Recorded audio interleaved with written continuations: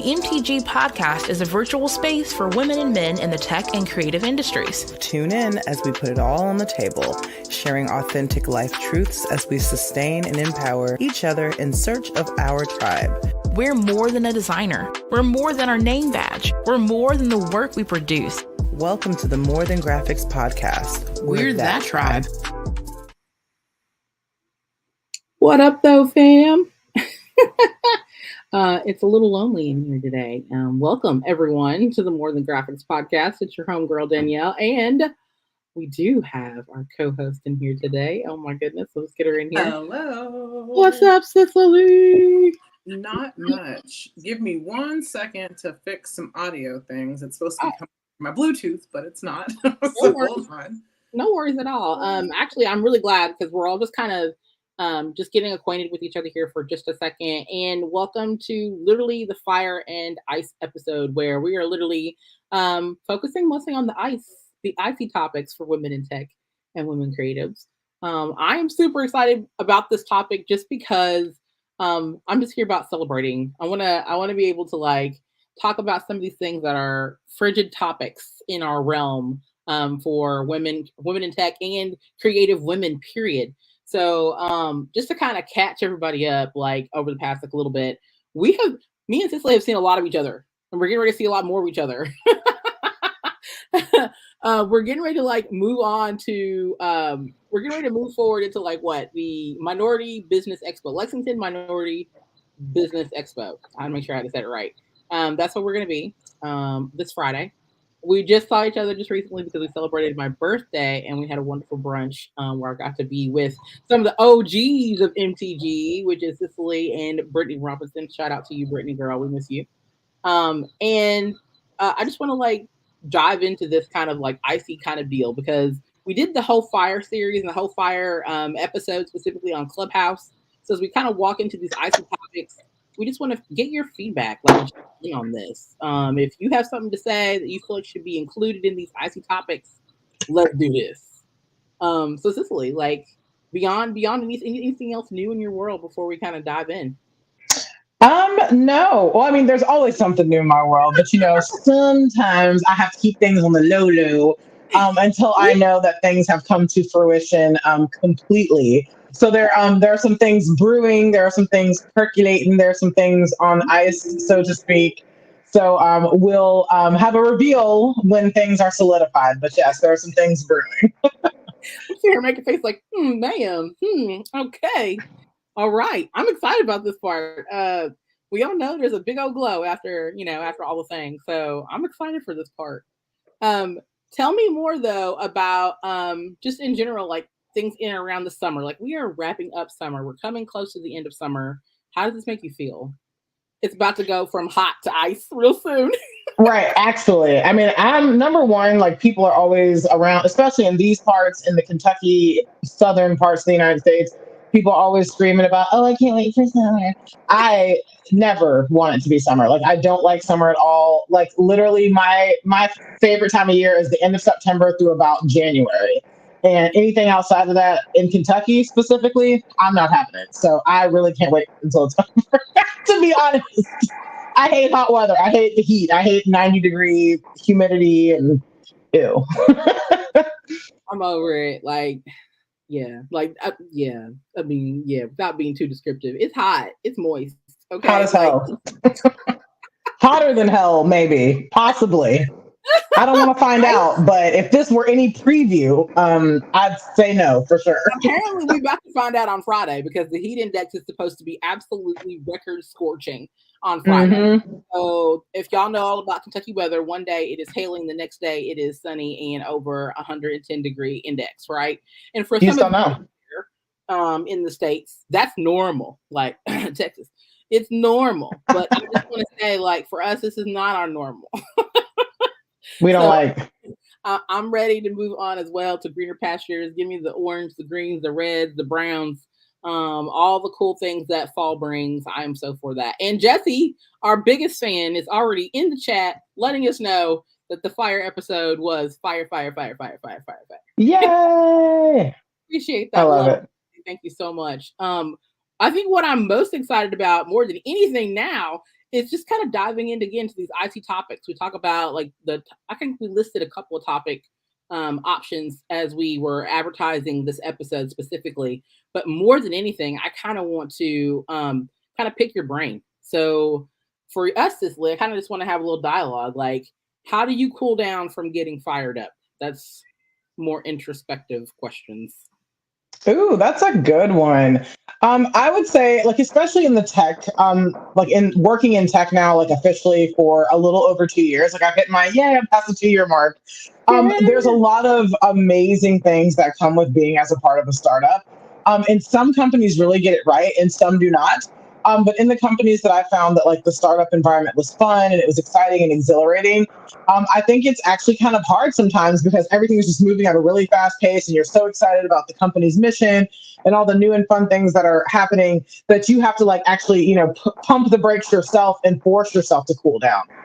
Just because it's very hard to get wrapped up into the newness and getting wrapped up into the speed and the pace of everything. Like you said, when things are on fire, they always say, building the plane while it flies. The rocket ship emoji is all over Slack in the startups that I've worked with. So it's very much things are moving at like a very fast, fiery pace, but you have to take that initiative to slow yourself down and say like, I can't get swept along in all the excitement and the newness and the innovation. Like I can be excited about it, but I have to like keep in touch with what my job is here or what I'm bringing to the table for this company or what my talents are and make sure to not get caught up and get swept up in the idealistic things that can happen with startups specifically. So definitely just being self-aware of when you start to get, like I'm caught up in things and things are, it's on fire and I'm ready to go. Channeling that energy in a way that slows you down and makes the most sense for you and the work that you're doing. Oh my gosh, I absolutely love that. Like, I feel like that's so common though, especially when we're first getting started, right? And we first get kind of involved and we are just on fire. We're all about, yes, I know these things and I can share this. And coming from that space. And then the opposite side of that are people who've like been in those chairs for a while. They've been in that place for a bit. Things along those lines are things that I like would consider too are a way for me to I get fired up when I see new innovative things happening on across a wide platform. Let's just say, for instance, the way that women have been represented in tech over the past 5 years, there's been a huge ignition in that process. I do feel like we have ways to go, but as a person who's been in the seat for a while, as a person who's been holding that platform down in areas in and around here, I feel like it's breathtaking to see it take flight. And that's what I get super hyped about. Now, the other side of that is, putting my money where the energy is. And so that's also something that I feel like can easily be misconstrued sometimes when we talk about, things that really ignite us and encourage us. I am always inspired by, I say young people because I'm still considered young, but, younger generations that are below us that are so inspired by the works of other people that they, are charged up to do something within the platform to help either alleviate or try to help with, just solving problems in general in and around tech. I am totally inspired by that. So when I see like for a couple of years ago, we had interns and they were so inspired by being able to walk and talk with a lot of us in and around Octane to be able to hear stories and understand wisdoms that were not yet, endowed upon them in that way. That was one way that I felt like I was passing the baton and that really inspired me and put me on fire to keep doing it in other ways, even if I couldn't have interns that year or the following year. So those are just little ways. I love this conversation. And shout out to our sister, Priscilla, who is not with us today. She is healing. She is doing her thing right now. So I hope she's snoozing, to be really honest. I hope you are snoring with your feet up somewhere. Just enjoying life, all the things. But these questions actually were procured from her, which I am so like inspired and encouraged by her all the time. So we're taking a little bit of Priscilla with us as we're kind of putting this episode together. So anywho, next question was, when have you needed to be an ice queen? Now this is whether or not like what level ice queen. Yeah, go ahead, Cicely. Well, I love the term ice queen. And I love, like, we've talked about this on several other episodes, that whenever we think about women being direct or being upfront or honest or communicating needs or whatever the case may be, the word bitchy comes to mind. And obviously that's not something that we, like, as women are like, oh yeah, we're being so bitchy. No, like, we're being assertive. We're being, straight into the point, straightforward. But society, men, the patriarchy, puts those labels on us that, like, oh my gosh, like, women are supposed to see as the one who have, like, the calm demeanor, and whatever calm means. Because if you get a little bit upset or you get a little bit passionate, then all of a sudden you're emotional. But okay. But I think sometimes you really just have to, like, just be who you are and make sure that, like, your point is getting across. Because I've been in situations where, like, I think people maybe think I'm a little, like, ditzy or kind of dumb, because I'm generally, like, in a pretty good mood, but and, like, I don't talk harshly to people. I don't, like, talk down to people.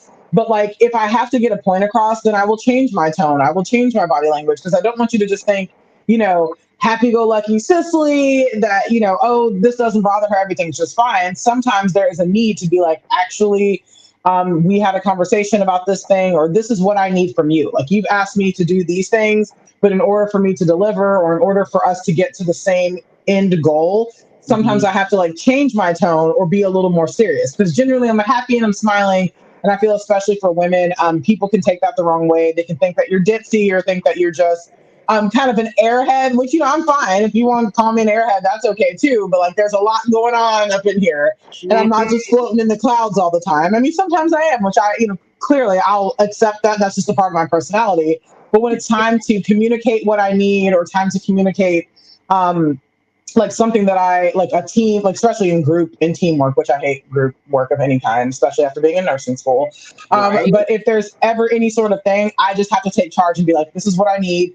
These are the steps that we need to get there. Let's delegate. Let's conquer and divide. Let's get shit done, because I don't have time. And especially, like, I always joke, in nursing school, when you're working full time, you got a family, you're in school, you're trying to get done. Like, you literally do not have the time. So I remember my last group project, I had to do something like that. And it was, I think, 2 guys and 4 women total in the group. But I was like, look, because everyone's just kind of hem-hawing. I'm like, here's what we got to do. I said, this thing is due, May, whatever it's due. Who wants to do this? Okay, I'm volunteering to do this. Great. You're doing this. You're doing this. Are you okay with doing that? Great. Now we have a whole list of who's doing what. How are we going to break this down? By next week, we need to have this figured out. 2 weeks from now, we need to have this figured out. Let's have one meeting, 2 weeks before the due date, and make sure everything's good to go. And then we're done. So sometimes you just have to jump in there, be assertive, be an ice queen, be bitchy, be whatever. But sometimes you have to be that way to get your point across. Because when you're too nice, or people, like, think that you're too soft spoken, or you're being too dainty, I guess, then sometimes you don't get taken seriously. So I need you to take me seriously, because we got to get this shit done. Right. Oh, I am so for, yes, absolutely. Do not take our softness for weakness. Like, I feel like that is also, like, very common right now, especially amongst, when we talk about putting ourselves in the same field, or an area of tech with men. Okay, like, absolutely, I feel like that women have approached technology and the way we've approached this field. Yes, there is some aggressiveness to it, but don't take our softness for weakness, because that's what men, I feel like in a lot of areas, men have done that over a period of time. And they've been able to monetize on that system, because it wasn't really intentionally built for us. So absolutely. We do that, and we parallel that with what we are capable of doing and how we get things done. Like, the kinetics are just so different. So I applaud men who are doing it right. I applaud you for being more inclusive and open. Yes, because we need more of that. But at the same time, there's also so much more to learn from. There's so many strides that men in particular can make to make it more of an open and cohesive society for women to thrive in this industry. So yeah, I am so with you with that. Like, I was, like, shouting to the Himalayas. Yes, amen. Amen. And Jessie made a comment. Jessie said that she has trouble. She's not very good at being an ice queen. And it's not something that, like, it's not my default, right? Like, it's not what I rest into naturally. Naturally, I'm just very chill. Like, speaking of ice, I'm a chill queen, but I'm not an ice queen. Naturally, I just like to kind of go with the flow. Like, I'm here if you need me. I can step up when needed, but I'm real chill. I don't get really amped up very easily. Like, when I'm excited, like, happy excited, yes. but like I don't let things rile me up anymore the way I used to. So the Ice Queen role kind of came really in my like late 20s and 30s when I just realized like if like as we say in the South, closed mouth don't get fed. So if I don't say exactly what I mean and articulate my needs and desires and wants and how I'm feeling about something, that it's not going to be paid attention to, because being demure and being kind of quiet and being too easygoing is, you know, the other flip side of that. Then people can walk all over you. So I want to be nice. I want to be an empathetic person. I want to be I want to be a good person. But I also have to set those boundaries and let you know what it is and what it ain't. So it's very important. And it's a work in progress. It's not always easy, but I mean, now it's easy, but it was not always easy to do that. I definitely agree. It definitely wasn't easy before now. Definitely wasn't anywhere near easy before this era, if you will. But this era is moved enough to where it's becoming more comfortable. And and that's what I want to. I really want to emphasize the more comfortable part. Not that it's done, not that it's easy, not that it's a click button or a push button, the reset button, whatever. But making it easier to make that transition, making it easier to be approachable, to have your voice heard in that way. Absolutely. Yeah. I love this, Jessie. Thank you so much. I'm just learning how to set boundaries. This is huge because this is something that is definitely not taught enough. It's becoming more popular to talk about in the workplace, right? Setting boundaries, what is comfortable to us meaning women, us as people of color, like what is comfortable to us. And so I love that you say that, Jessie, because learning how to set boundaries is really where it's at. It's a mental game. And we walk into these spaces knowing exactly how it's going to play out in some areas, but knowing that we have the extra steps, the extra support, the extra pillars from other women, from other maybe resources or people who are able to be walk with us in that path. That's what makes it more legit. That's what makes it more realistic for us to actually cross that finish line in whatever means necessary, whether we are polite or unpolite or authoritative or assertive, however we need to get it done, we can do that. So I just feel like that is so important. Let's talk a little bit about boundaries, because I think that's really important too. For me, I've had to set some boundaries for work. I've had to set boundaries for my work life at home. I've had to set boundaries on like how accessible I am. I have a group of very important clients that I'm extremely accessible to on an advisory level, in comparison to those who just see me on the street and they see me in socials and they want to reach out. Like there's a level of access that people have to me on a 24-hour basis. So learning how to put those boundaries in place for yourself is like super important. Absolutely. Jessie made another comment. I was just reading that to see what she said. And yes, recovering people pleaser, and boundaries are key, but sometimes still sometimes hard to set. And I agree with that. And sometimes I don't even call them like boundaries. I just call them like expectations. Like I think if you take out boundaries, like boundaries seem so hard and firm, which let's be very clear, they are. But expectations, it's like I hold myself to certain standards, so I now do not have a problem holding other people to those same standards. If I would not, if my job ends at 7, I'm done here. Now, if something like I'm finishing a task, then that takes me to 7:10 or 7:15. I'll finish it, but best believe that 15 minutes is coming off tomorrow, because when I said 40 hours a week, when I said 20 hours a week, that's what I meant. So I'm not willing to compromise. My expectation is that I work at a job. The hours are set in terms of how many hours per week I'm going to work. Their expectation is that I work those hours. So if I'm expected to work 20 hours and I'm expecting to work 20 hours, I don't see where the problem is. I'm not working 21 hours. I'm not working 20 hours and 5 minutes. I don't see like where, there's no like way we can misconstrue that. So the same thing with people. Like I say this, especially like as a person who's still, I don't even know when newlywed phase ends, but we've not been married for 4 years yet. But there was a lot of like, not even boundary setting. It was just expectations. Like, this is what I need. This is my love language. These are the things that I need to be safe and secure in our relationship. He communicated these are the things that he needs, and those are his boundaries. So now we are much better about working together, working side by side, and being, a unit while being separate people, because we have those boundaries. I know the things that annoy him. He knows the things that annoy me. We know the things that we expect as a husband and wife team. So when you put the boundaries and expectations in place, there's really like there's no room for error. Like you knew what it was, right? Like if I got hired at this salary, working these hours, I can't complain 3-4 months later down the line. Well, oh, I wish I was making more money. I mean, I can complain about it, but I knew what it was. That expectation was set from the beginning. Now, if y'all keep piling on more work, we're going to have to revisit those expectations. Because when I got hired, that was not what we discussed, or even in friendships or relationships. When this relationship started, whether it be business, friendship, marriage, this is what we discussed. And now 3 months later, 6 months later, things have changed, but I don't like how they've changed. So now I've got to reestablish some boundaries and make sure that you understand that either, the boundaries get readjusted or this is not going to work. Like this is no longer serving me and this is not going to work. Woo-wee! Oh man, Cicely. Okay, look, we're supposed to talk about ice. You are chilling. I'm getting fired up. Come on, like ice queen. I'm getting it.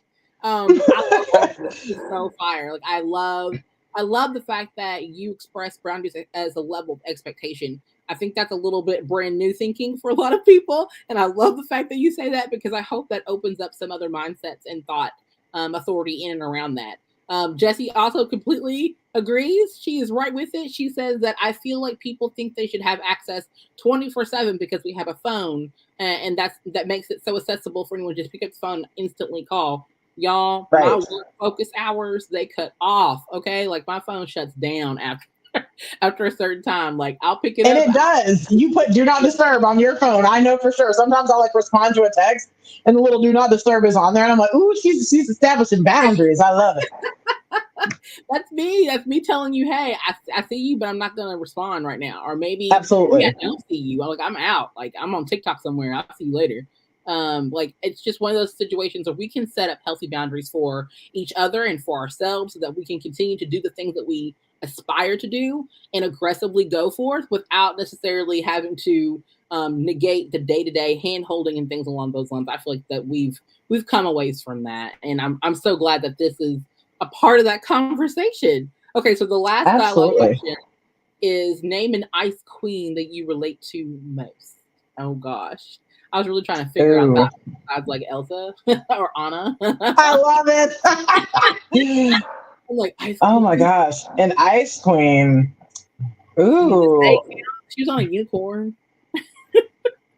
I'm trying to think. You know what's really a really random, like blast from the past example? So not necessarily an ice queen, but an intellectual, sarcastic queen that we used to span. Daria, the cartoon Daria. Yes. Daria Morgendorfer. She was. And Jane. I mean, yes. Jane was like our gothic ice queen, but Daria was my girl. I love Daria. She was so monotone and so like smart ass and always had the good comebacks and super like intelligent. I love that about her. But I mean, I wouldn't like consider her an ice queen as in like just giving people the cold shoulder, but she was very like when she said something, like she meant what she said. She was very intentional in what she said, even when the joke would go over people's heads or the sarcasm. She said what she said. I mean, she was woke. She was totally woke. She absolutely. Was like, this is how I feel without telling you politically correctly. This is how I feel. And exactly. I love the sarcasm. It was dripping in sarcasm. I'm like, this is really my childhood. Like, when I look back, I'm like, wow, that was my teenage years for real. Yes. I still have a collector's Daria t-shirt just hanging. I love it. But I remember seeing her and being like, you know what? I've not really seen a lot of female leads in cartoons and regular TV like this. Mm-hmm. Like, I like her. Like, Quinn was kind of like, it was kind of social commentary too. Quinn was like the quintessential, like, party girl, popular girl. Her mom was like the busy mom who forged a career and like forgot about the family because she's always on the cell phone at the dinner table and on vacation. She's pulling out her big old cell phone with the antenna. So it's always funny to me, like they were challenging those societal norms already. And then Daria was just like kind of the outlier. And I love that about her with her little combat boots, probably Doc Martens. And I loved it. For real life Daria, y'all. I love it. I love it. I love me some Daria. It's on Paramount Plus, so it was like at the top of my head. I've been watching it. I've been rewatching the episode, so I've been thinking about Daria. I'm like, I love the show still. I'm going to throw one more out there that's a more modern reference, which would be Natalie from Yellow Jackets. If you watch the show on Showtime, you know I've not seen it yet. OMG, go check out Yellow Jackets. So, it's Emmy Award, or Emmy nominated. It's amazing. Like, I think I've heard great things about it. It's amazing. It's really good, incredibly. But the character of Natalie herself, Nat, that is the epitome of Ice Queen. So I'm just like, let's go. When I think about Ice Queen, I think about her specifically. Now that I'm been watching that show, waiting for the next season to roll out. So go check that out. Showtime. Dang, Showtime, give us a promo. I love it. It made me think about our girls from Game of Thrones. Arya Stark. Yes. Coming into her own. Like young Arya Stark, no, but adult, like 18-year-old Arya Stark, saving Winterfell Arya Stark. New chapter. Like that was a beautiful character arc. She became the Ice Queen. She wasn't the Queen of the North like her sister, who was an Ice Queen in her own right. But Arya Stark definitely holds a place as an Ice Queen. Oh my gosh, princess, if you will. I mean, she killed the Ice King, so I mean, she's got to be like, come on, the Ice Queen. The literal embodiment, right? We can't forget our girl Arya. Right? Oh my gosh, yes. What do we say? What do we say to death? Not today. Okay, so next question, I guess, is kind of really focusing on those topics. Cool as ice. Navigating the tech industry's chilly climate. So this is kind of where we want to address like maybe some of the cold and unwelcoming climate for women in tech. We talked about a little bit about this earlier on in the conversation, but I just kind of want to deep dive into people joke because we don't like this word deep dive. I'm saying it anyway. Universe. Issuing this kind of the cold shoulder sometimes that we receive when we are entering spaces, especially when they're new spaces for women in tech. As we kind of look in the news about how recently, even for women creatives or creative women, period, we're looking at the diversity and inclusion. Some of the main leaders of diversity and inclusion, some of the bigger creative spaces, like with Paramount, like with Disney, some of these women are losing their jobs. And it's mostly from cuts and things along those lines. But I also want to address this level of representation that's slowly kind of fading away. There was a window where it was like, the gates are open, the floodgates are here. Booming. Boom, right. And now we're slowly feeling the door kind of creaking shut on more and more women of color who are representing diversity and inclusion spaces in and around women creative industries, period. I just kind of want to get like feedback on that. Like, did we see this coming? One, and then two, how does that really make us feel as far as wanting to be more involved in spaces where they say there's space for us, but what does that really mean? Ooh, I mean, I think that's a great talking point. I think, like whenever there's some sort of like major crisis or major shift, I feel like a lot of opportunities all of a sudden pop up. Like it's a very opportunistic sort of thing. Like we want to look good. We want to be the people who, like at this time in history, who were the ones, making all the changes, hiring the diversity hires, doing all the things, looking good, getting them PPP loans for our company.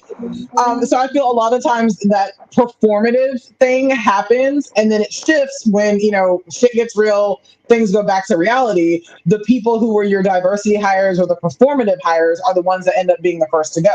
So that to me truly tells what a company is about. Like if your company was not very diverse, and that means in terms of LGBTQ hires, people of color, just people on the spectrum, so neurodiverse people. Also, I mean diversity by like literally all the things in diversity. And then all of a sudden, that's like the highest percentage or the higher percentage of the people that you're firing when there was that many to begin with in the first place. Something's wrong with that. Like that's clearly whatever you said you were trying to do, whatever message you were putting out there of what you were doing, clearly ain't it, because the cards don't lie. The numbers don't lie when it comes to those things. So for me, it's always like you kind of know who's performative and who's not. And I think especially when it comes to like tech positions where women are CEOs or there's more female representation in like the C-suite, I've not seen that as a problem. And I've experienced that personally. So I've been laid off from a tech job. And that was part of like a merger acquisition situation. But the other tech jobs, even where I've been, like my contract may have ended, and even if it wasn't like I didn't want to leave yet sort of thing, it was never like we're firing you or letting you go or your contract's ending because you're the diversity hire. It literally, like, I was kept in the loop about what was happening about the situation.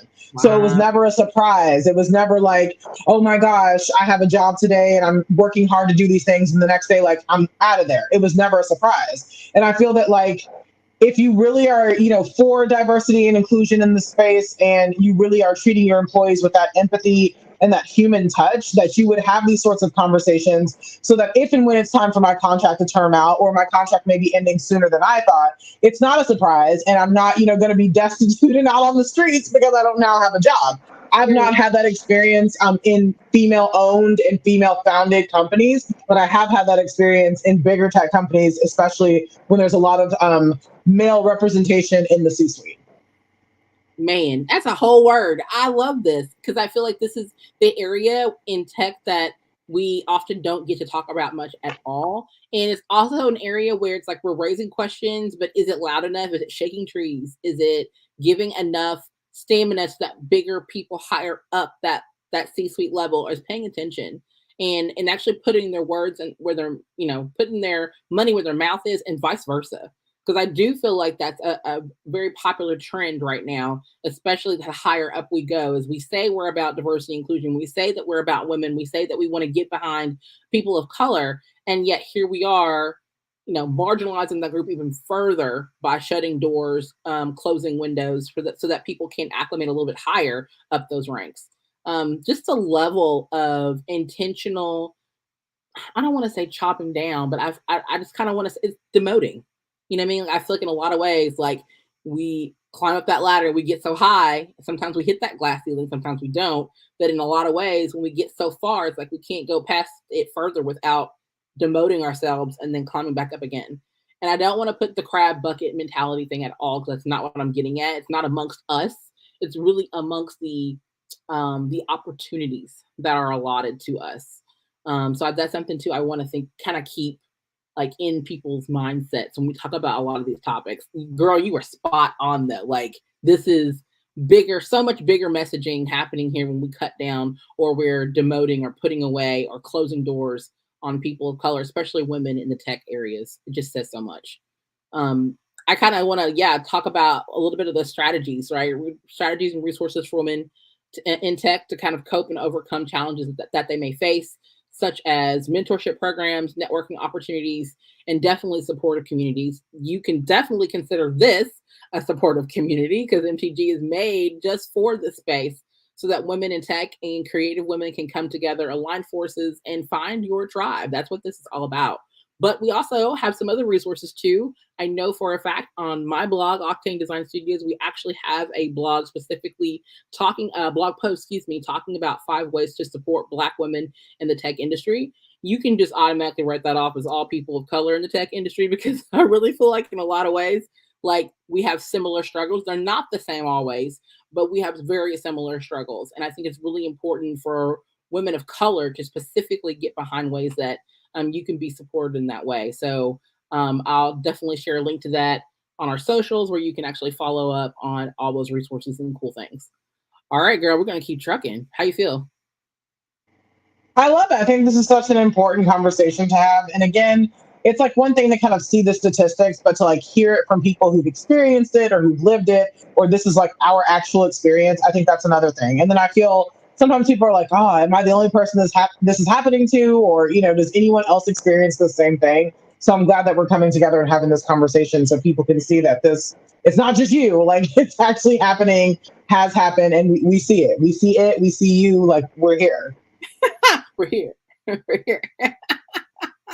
I love it. Okay, so the next topic is the iceberg effect, unveiling hidden gems in tech. And I think this is so important because, again, we can't really know where to go if we've already not had other people help project a path for us.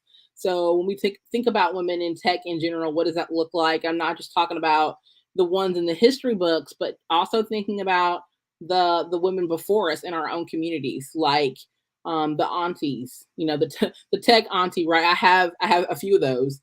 tech aunties that, they probably would have never pursued an avenue in tech. They could tell me about all the gadgets. They could tell me how things work. They could tell me about the advancement of technology in their era and how that is, growing into this new age of tech and this new era for younger generations.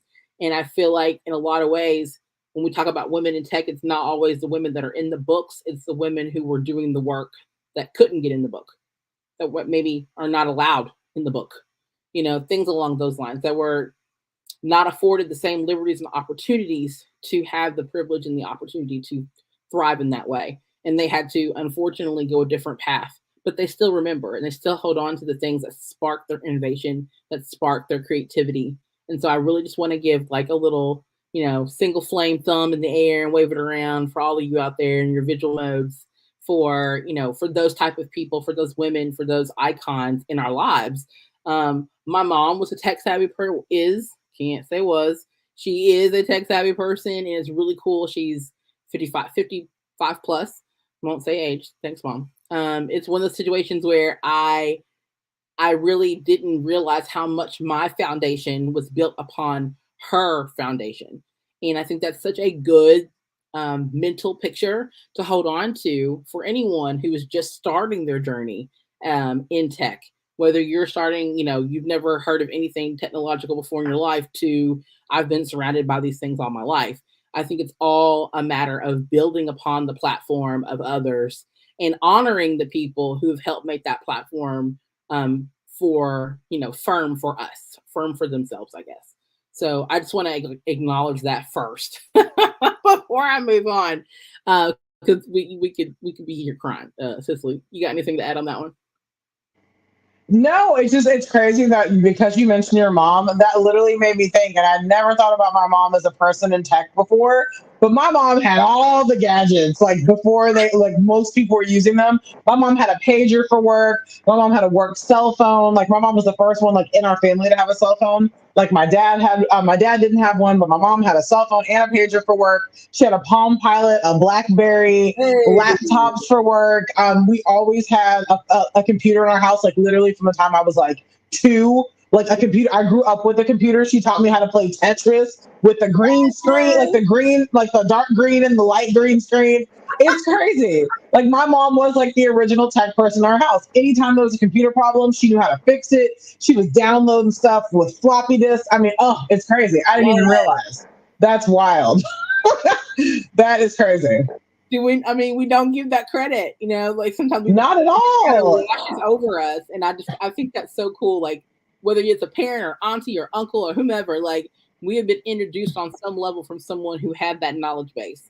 And to think that it traveled this far to where we're now full grown adults, some of us leading companies, growing ourselves in this era, I think it's just incredibly encouraging and powerful to know that as much as we have some limitations for ourselves, not necessarily we putting those limitations on ourselves, but in general, even though we have those limitations, we're still able to thrive through them. We can still use technology to thrive forward through processes, through problems. And it's kind of really cool because we are continuing to problem solve the things we cannot see. Out of all the things that we have lived through as a society, as women of color, we have gone through some stuff. And still, we are able to use technology to kind of dreamcast our way out of the problem, push it forward. And I just really feel like that is truly the inspirational part about being a woman in tech and about being a woman of color in tech, is that we're able to use the little things, the nothings, the scraps that people have pushed us down with or moved to the side and think that is nothing. We've been able to make magic out of nothing. We've been able to make dynasties from dust. And I think that is something that we should definitely get behind when we talk about this level of icy topics. We can take nothing and make it something. And that is something that should be empowering us every day to keep stepping forward in the areas of tech and for creative women. That's my 2 cents. And snaps. I got nothing to even add to that. Like, just like you always say, just the amen. Like, I got nothing. That's it. I'm done. I'm done here. I got nothing to add. There's no way I can expand on that in a meaningful way. Everything that you said. Well, I do want to talk about this leaky pipeline because this is something we haven't really dug much into this, but this is something that we should be talking about a little bit more often. I want to explore this concept of the leaky pipeline and maybe discuss some strategies for encouraging more women to pursue and persist in STEM education and careers, because I feel like that's super important in our line of work. So, leaky pipeline. Do we all know what that means? Hopefully, everybody. Yes. I mean, like, what are some strategies? I mean, and Cicely, please do like talk from experience if this helps at all. If we have experience in this area, and this is me just guessing. I just wanted to kind of like, how do we confront that? How do we encourage more women, even though there's clearly a leaky pipeline that exists? Let's just not beat around the bush around that. But how do we move forward through it? I think it's kind of a combination of what we just said, something that Brittany said when we had brunch over the weekend, and then just something that we've kind of reiterated in past podcasts. That one of the main things, like, you have to see it, right? Like, you have to know that it exists to be able to visualize that. And even then, like, sometimes people are innovators and they're able to do that. But I feel the majority of us have to see a glimpse into something different to know that there's wider possibilities available. So that's kind of one thing. I've kind of joked, I never in my life as a kid, 20 years ago, if you told me I was going to be a nurse working in tech, I'd be like, I don't even know what the hell that means. Like, don't even. I'm going to be a hard-hitting journalist. I'm going to go to Iraq and be reporting on the war in Iraq and Afghanistan. Like, get out of my face, profession. But now that I see the possibilities, I was able, through social media, we've talked about this as well, that now through social media, the world becomes so much, like, as small as the world becomes, the possibilities just expand beyond your wildest dreams. Like, I still now, at the ripe old age of being in my 30s, I still just look at careers as saying, like, it's limitless. Like, I may be doing something today, but the career I want may not even exist yet. And I'm okay with that.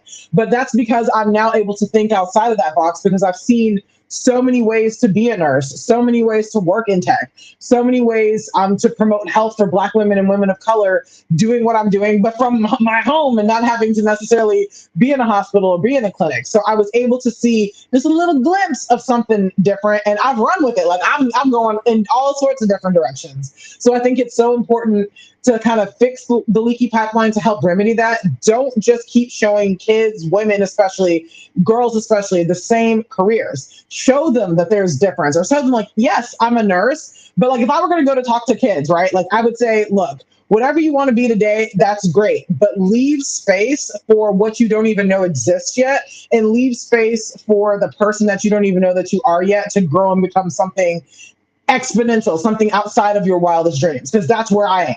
And, like, it's not like, I'm not making millions and billions of dollars or anything like that, but I never could have imagined 20 years ago, 30 years ago, as a child, even as a teenager graduating high school, that this would be where my career is currently, and that the possibilities for my career and for the things that I want to do using my degrees and my knowledge are literally limitless. So showing kids, showing girls especially, that yes, you can be a nurse, but there's 100,000 ways to be a nurse. Yes, you can work in tech, you can be a programmer. There's 100,000 ways to be a programmer. Like, it's just so really, it's interesting to me that just when you give people options, the possibilities that they can create for themselves is just, it's astronomical, it's unbelievable, and it's amazing. Like, what you can create from your own mind, or just getting a little glimpse into something different than what you may see every day.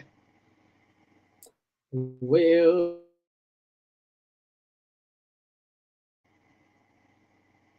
Oh no, you're on mute. there we go. There you go. I was like, wait a minute, there's so much church in here.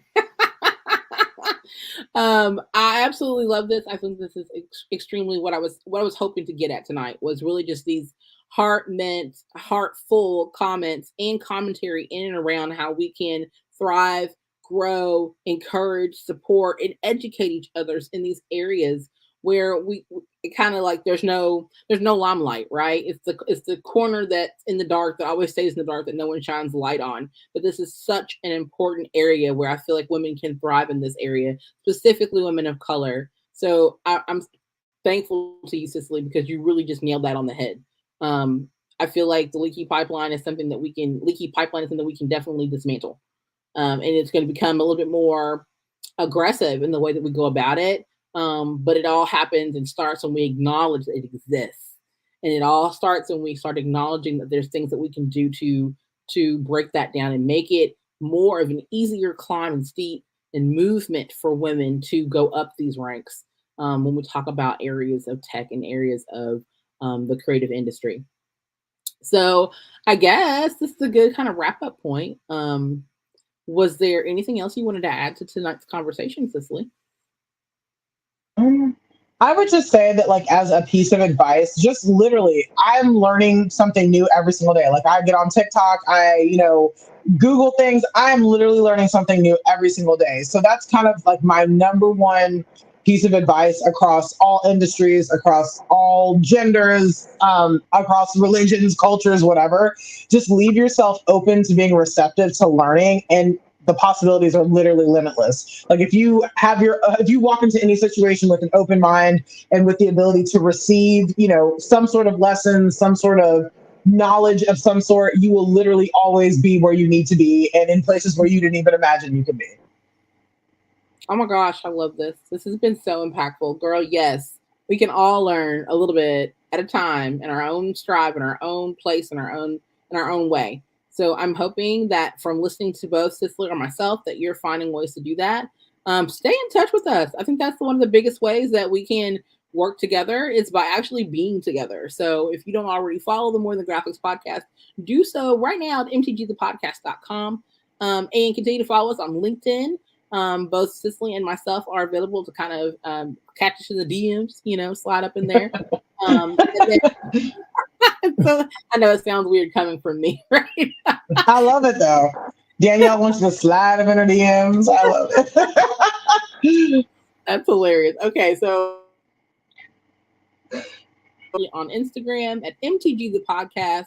And of course, we're always on Facebook at MTG the Podcast as well. So mtgthepodcast.com is where you can find all of us plugged in all the different places. Again, shout out to our fellow sister co-host, Priscilla, who is not with us tonight, but she's with us in spirit as we talk about these icy topics for women in tech and women creatives. Yes, all the hearts. So y'all follow us across socials, Facebook, YouTube, and we are also now on Threads if you're still using it. And like 60% of its users have gone down. I mean, it's gone down in users by 60%. That's what I meant to say. So if you're still with us, if you're still with us, MTG the Podcast is where you can find us on Threads, y'all. So thanks for watching. Thanks for participating, everybody. And we'll catch you next time. Bye. And just like that, the episode ends, but the convo has just begun. Thanks for listening to the MTG podcast. We want to hear from you. If you enjoyed our podcast, give it a review on your listening app of choice. Continue to follow us across MTG socials. And look out for bonus content releases throughout the year. This podcast is produced by Octane Design Studios. Until next time, friend.